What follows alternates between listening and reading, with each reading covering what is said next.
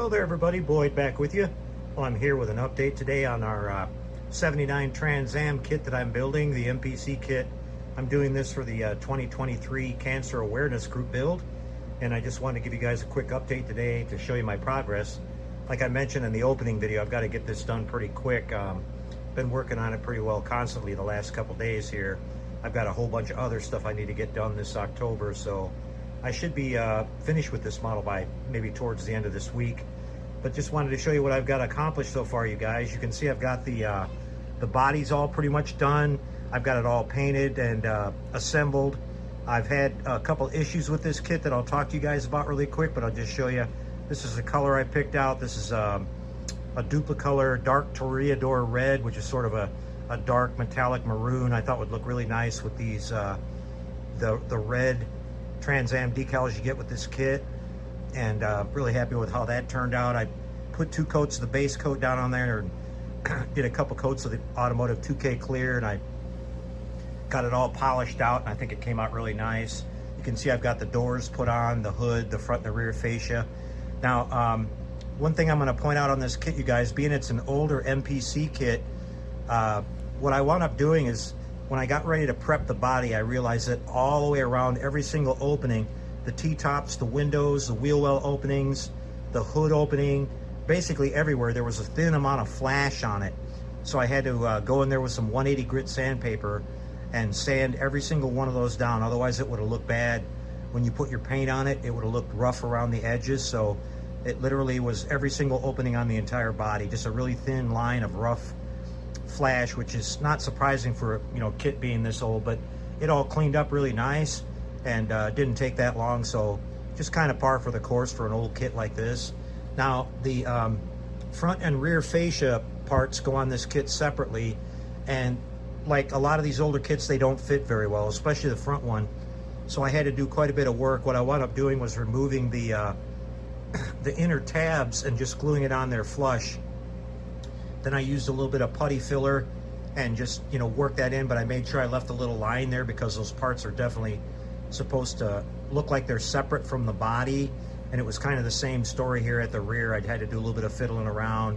And they don't want you to build this kit with the front and rear fascias on it before you drop the, you know, chassis and before you bring the chassis up underneath. So but I kind of decided I'm going to work around that. What I might have to do, I'll just show you the chassis here really quick. It's just pretty basic. Got your rear end in there, you got your catalytic converter, the mufflers, the shocks. There's a gas tank part that goes on there still. I got a few little more detail parts. The front end does have real metal coil springs in it, and the front end is steerable. So I've got all that done. But what I might have to do here, you guys, is I might have to cut these subframe connectors right here and put the chassis in 2 parts and then glue it back together once it's underneath of the car, because you can't, you know, push it up in there. The front fascia has an overhang that covers up these frame extensions here, which will have the radiator core support and all that on there when I get ready to put it in. And you can't spread the body far enough without, you know, really spreading it far to try to get that to go up in there. So that's no big deal. I've done that before on some other models I've built. So once we get it up in there, we'll just glue it back together and do some touch-up painting there, and you'll never know the difference. But I'll let you know in the end here how that works out. But we've got our interior detail here. I did a little bit of carpet flocking on that, as you can see. Got the cool little foldable seats. Did a little bit of detail there on the bird on the back seat, and just kind of, you know, painted it up really nice. Here's the dashboard. Now, unfortunately, I wish on these newer kits that they would consistently give you the gauge decals, but sometimes they do and sometimes they don't.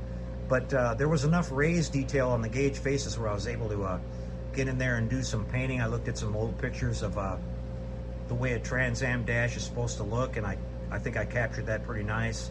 So that came out pretty good. You do get a little decal for the center of the steering wheel there, and you also get one for the top of the shifter knob, which is a 4-speed pattern. So that's kind of nice that they gave you that, but it would have been cool to have the gauge decals. Here's the engine. I'm just starting to work on that now. I'm going to be putting some plug wires on it, just doing the usual thing. It's got that really nice cool shaker hood setup on it, but it's coming out really good. Now, one other thing I'll point out on this body, you guys, this kit has opening doors, as you know.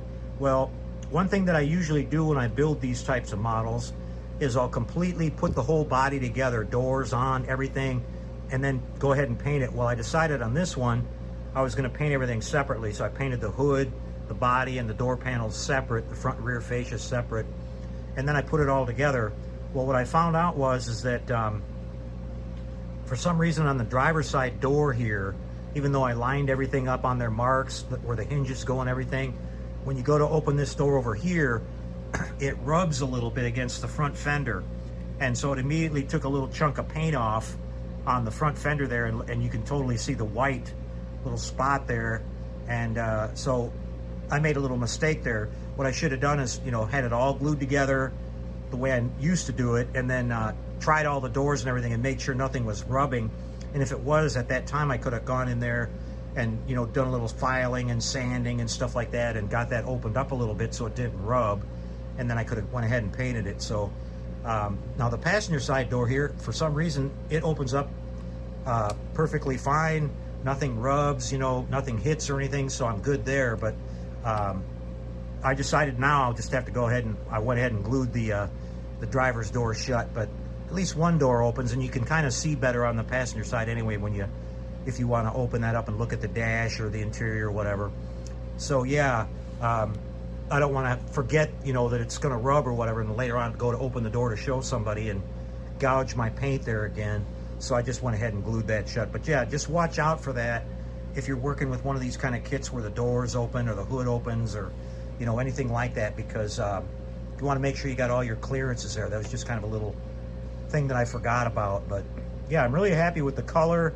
I'll just show you the wheel really quick here. I did this gold accenting and got that looking really nice, and I think that's going to look really good with the with the color of the car and everything. Still got the little front fender flares to put on.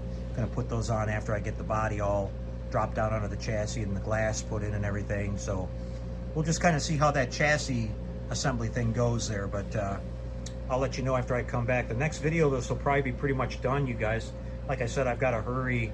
I've got a lot going on this month in October, so I appreciate Bob over there who's running this, letting us, work at our own pace. And if we get done a little bit ahead of time, that's okay with him. So I'm glad we were able to do that. So I hope you guys enjoyed the little update here. I'll be back in a couple more days. Like I said, I want to probably try to get this done by the end of this week, or maybe even before the end of the week. So I probably only got maybe a couple of hours left on it. All right, well, we'll see you next time, everybody. Until then, take care and happy modeling, everyone.